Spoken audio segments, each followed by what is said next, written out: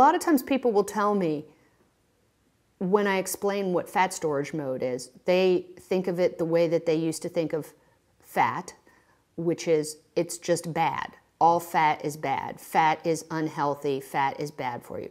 Fat is extremely important. It's necessary in your body. In every cell that you have, it's a building block. We need to eat it from our diet. It's a great source of fuel. All animals will go for fat when they have the opportunity to choose. They will choose this because it's very nourishing and because it has a high amount of fuel or energy. And we tend to think, but I have too much fat. I just want to be thin. I don't want fat on my body.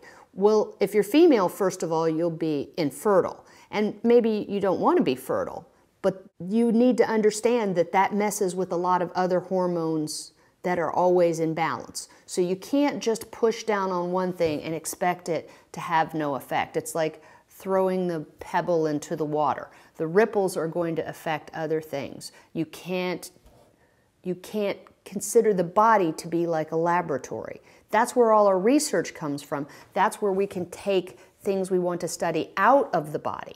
And that's the problem with just looking at research that's done in a laboratory where everything is controlled, because then nothing affects anything else, because you're just looking at one single factor. And no body works that way, no physiologic body. So we can get important clues and information from a laboratory to help us make decisions, but that doesn't prove anything, and it isn't necessarily directly applicable to our situation. So the question is why would I ever need to be in fat storage mode? We have all this food around. I don't want to be in fat storage mode anymore. Well, the problem is that fat storage mode is buried in your genes, and you can influence whether it's turned on or off by changes in your environment, but it is very, very necessary. And the other thing that you have to understand is that right now we live in a time of relative abundance. That's happened before in the history of humankind. We have no sense of really understanding what the future is, but to not have that fat storage mode basically would be getting rid of all your insurance and burning your bridges, because there could be a famine coming ahead. All kinds of things can happen. Things happen in the environment, and they don't last for a year necessarily. They might last for generations, and we would need to have that fat storage mode in place, because we don't have an ability otherwise to protect our brain.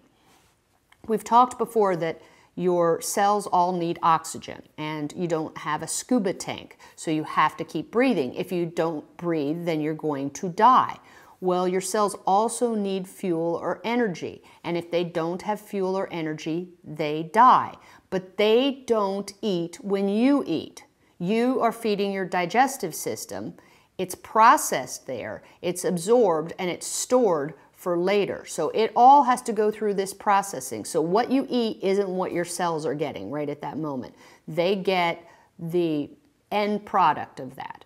And we must have in place an ability to store fat, because our brain needs to be guaranteed that there's a continuous source of fuel available. And most of the cells in our body, although in starvation time, a lot of things can sort of the metabolism can start to slow down a lot. Still, your cells they'll start to die if they don't have fuel available. And if fuel isn't available from your fat, it will start to eat your body instead. In fact, it will do that for nourishment if it's not available anyway. This is something all animals do, this auto-digestion.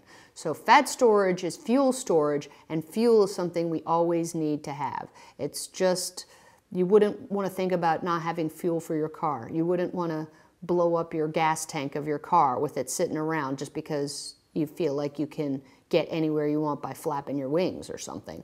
You know, if we had a small change like that, we just don't know how long it's going to last. So we need our fat storage mode, but we don't need to be in fat storage mode all the time. So we have to start to change our environment so we don't always keep accumulating. That sometimes we're in fat releasing, fat burning, and sometimes we're in fat accumulation, and a lot of the time we're just in maintenance where things are in equilibrium.